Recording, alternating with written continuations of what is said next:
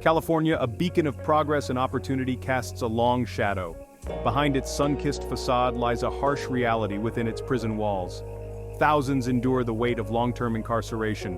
Their sentences stretch on, measured not just in years but in lost hopes and stolen dreams.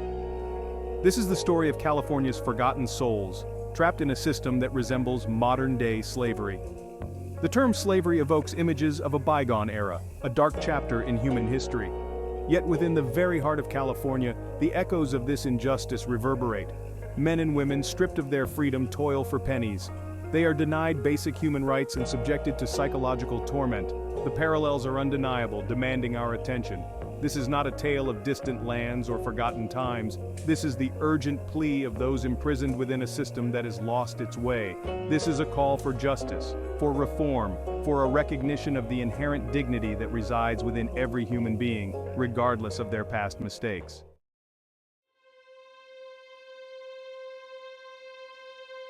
Within the cold, impersonal walls of California's prisons, lives are slowly unraveling. Each day bleeds into the next, marked by monotony and despair. These are not just statistics, not just numbers on a page. These are human beings, each with a story to tell, a name to remember. One such story is that of Sadi Coleman, a man condemned to a life behind bars. For 22 years, he has endured the dehumanizing reality of long-term incarceration. His experience, sadly, is not unique.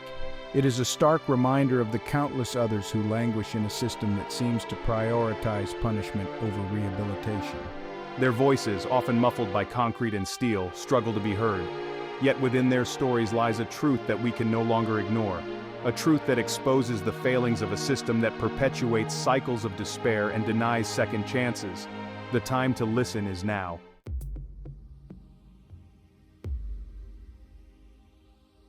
Time, a precious commodity for us all, takes on a cruel weight within the confines of prison. Each tick of the clock serves as a stark reminder of lost opportunities, broken dreams, and the ever-present weight of their sentence. The psychological toll of this endless cycle is immeasurable. Imagine a life stripped bare, devoid of the simple joys of freedom. Imagine the crushing weight of knowing that years, even decades, will pass within these walls. The mental and emotional strain is relentless, pushing many to the brink of despair. The world outside continues to spin, but for those inside, time seems to stand still.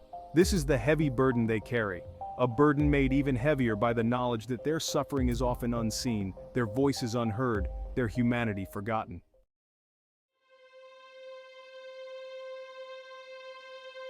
Sadi Coleman's story is not one of hardened criminality, but of a life tragically derailed. A youthful mistake, a moment of poor judgment, had set in motion a chain of events that would forever alter the course of his life. Sentenced to decades behind bars, he found himself thrust into a world where hope seemed like a distant memory. Life inside was a stark contrast to the world he once knew. Gone were the familiar comforts of family, the warmth of human touch, the freedom to make even the simplest of choices. In their place stood towering walls, cold steel bars, and the ever-present gaze of surveillance cameras. Despite the harsh realities of his surroundings, Sadi clung to the belief that he was more than just his past mistakes. He sought solace in books, immersing himself in worlds beyond the confines of his cell. He dedicated himself to physical fitness, finding a sense of purpose in maintaining his strength. He held on to the hope that one day he would have the opportunity to rebuild his life.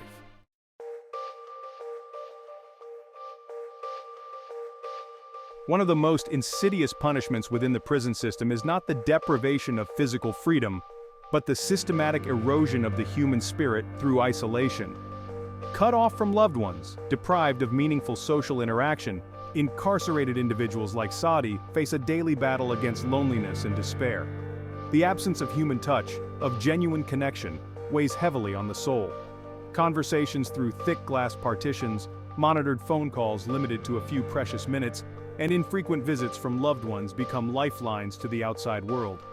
The prison yard, a concrete jungle surrounded by towering walls, offers little respite. Cliques and rivalries dominate, and the constant threat of violence hangs heavy in the air. Trust is a luxury few can afford, and the fear of vulnerability keeps many isolated within their own emotional walls.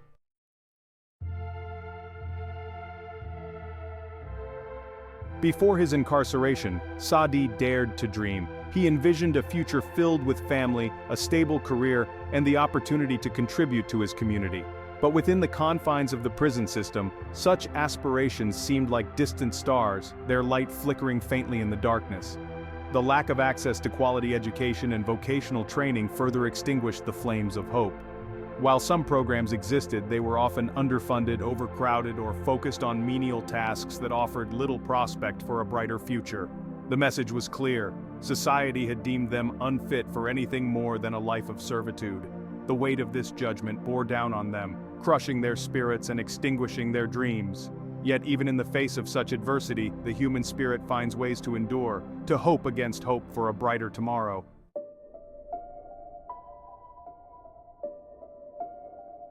The human psyche, for all its resilience, is ill-equipped to withstand the prolonged assault of prison life. The constant surveillance, the deprivation of privacy, the ever-present threat of violence, all take a heavy toll on the mental and emotional well-being of those incarcerated. Imagine living under a microscope, every aspect of your life scrutinized, controlled, and restricted. Imagine the soul-crushing weight of knowing that your every move is being watched, your every word recorded. The psychological impact of such an environment is profound. Studies have shown that long-term incarceration can lead to a range of mental health issues, including anxiety, depression, PTSD, and even psychosis. The stress of confinement, coupled with the lack of access to adequate mental health care, creates a breeding ground for despair.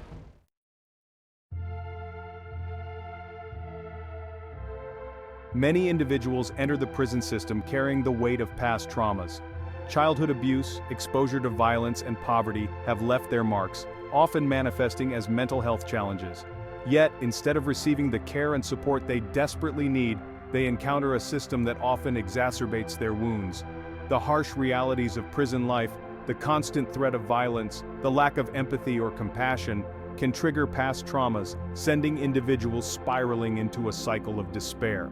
The emotional scars they carry become open wounds, festering in the darkness. The lack of trauma-informed care within the prison system is a glaring oversight.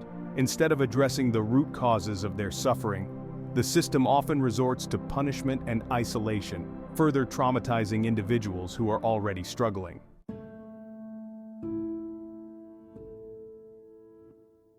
Within the walls of California's prisons, cries for help often go unanswered.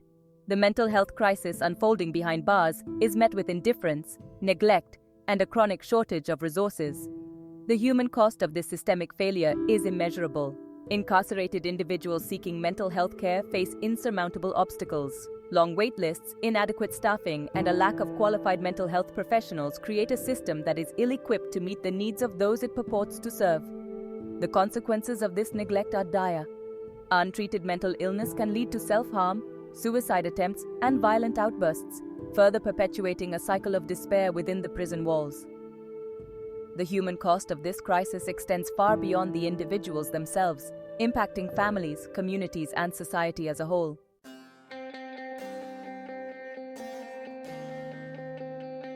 The lack of adequate mental health care within the prison system not only inflicts immense suffering on individuals, but also contributes to a vicious cycle of recidivism. Released back into society without the tools and support they need to heal, many find themselves ill-equipped to cope with the challenges of life on the outside. The stigma surrounding mental illness, coupled with the lack of access to housing, employment, and social support networks, creates formidable barriers to successful reintegration. The odds are stacked against them, and many fall through the cracks, their cries for help once again ignored. This revolving door of incarceration not only fails to address the root causes of crime, but also perpetuates a cycle of despair that harms individuals, families, and communities. It is a system in desperate need of reform, a system that must prioritize rehabilitation and reintegration over punishment and despair.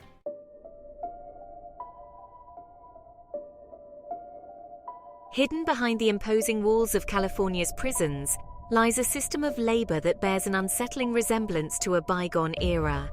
Incarcerated individuals, often desperate for a semblance of purpose or a few meager dollars, find themselves caught in a web of exploitation, their labor fueling industries both large and small. The wages paid to these captive workers are a pittance, often amounting to mere cents per hour. These meager earnings are quickly swallowed up by the exorbitant costs of basic necessities within the prison system, such as toiletries, phone calls, and even some food items. The lure of these jobs, despite their exploitative nature, is understandable. In a world stripped bare of autonomy and opportunity, work offers a semblance of normalcy, a temporary escape from the crushing boredom and despair of prison life. Yet this system of labor preys on the vulnerability of those it purports to employ, trapping them in a cycle of poverty and dependence.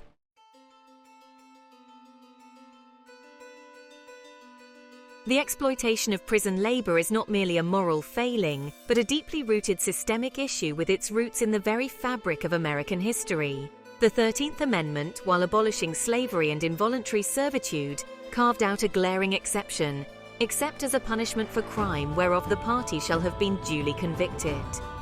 This loophole, crafted in the aftermath of the Civil War, has cast a long shadow over the American justice system, creating a legal pathway for the exploitation of incarcerated individuals. It is a stark reminder of the enduring legacy of slavery and its insidious ability to morph and adapt to changing times.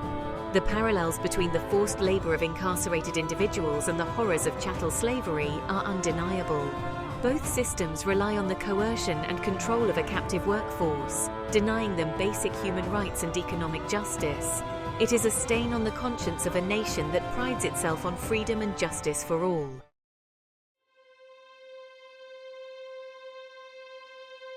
The work performed by incarcerated individuals is often far from rehabilitative.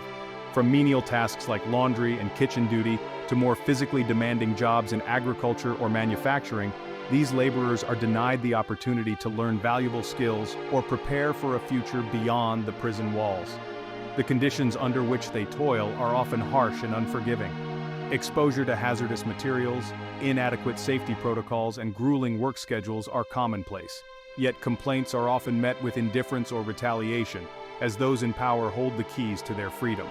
The psychological toll of forced labor is profound. Being treated as mere cogs in a machine, stripped of their agency and dignity, reinforces feelings of worthlessness and despair. It is a system that dehumanizes both the laborer and the society that allows it to persist.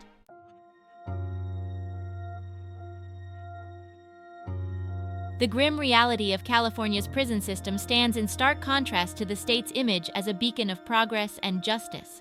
The stories of Saadi Coleman and countless others like him expose a system that has lost its way, one that perpetuates cycles of despair and dehumanization. This is a stain on the soul of a nation that prides itself on freedom and equality. We cannot, in good conscience, turn a blind eye to the suffering inflicted within these walls.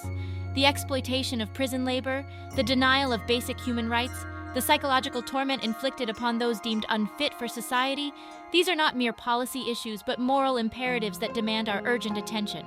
The time for complacency is long gone.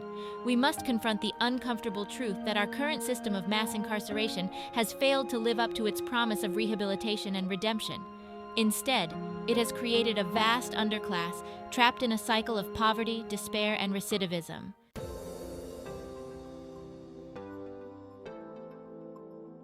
Breaking the chains of this unjust system requires a fundamental shift in our perspective. We must move beyond the rhetoric of tough on crime and embrace a more humane and effective approach to justice. This begins with acknowledging the inherent dignity of every human being, regardless of their past mistakes. We must invest in rehabilitation programs that provide incarcerated individuals with the tools they need to heal, grow, and prepare for a successful return to society. Educational opportunities, vocational training, mental health counseling, and substance abuse treatment are not luxuries, but essential components of a just and compassionate justice system. Furthermore, we must address the systemic issues that contribute to mass incarceration, such as poverty, lack of opportunity, and racial bias in the criminal justice system. Only by tackling these root causes can we hope to create a society that is truly just and equitable for all.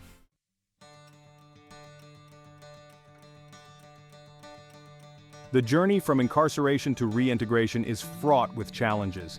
The stigma associated with a criminal record can be a heavy burden to bear, making it difficult for individuals to secure employment, housing, and even basic necessities.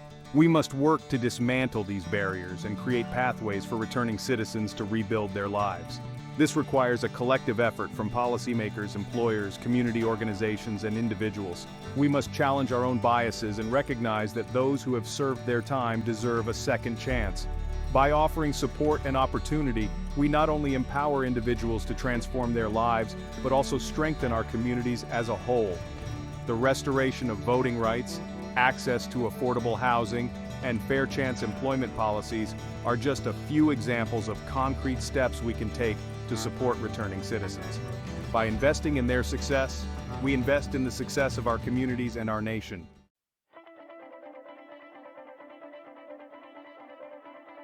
The fight against modern-day slavery in our prisons is not a spectator sport.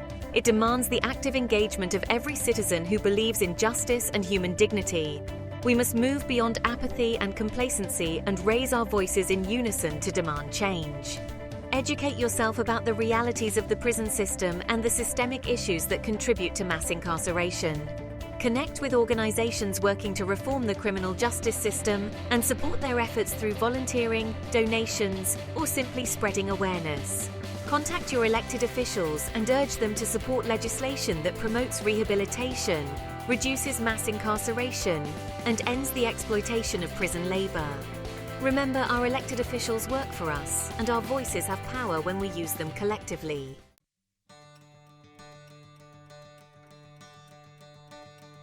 The path to justice is rarely easy, but it is a journey we must take together.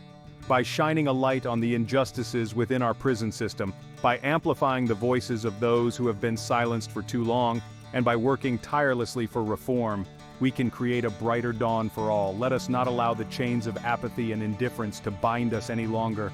Let us rise to the challenge and create a society where justice is not a privilege, but a right afforded to all. The time for change is now. Let our collective action be the catalyst for a more just and compassionate future.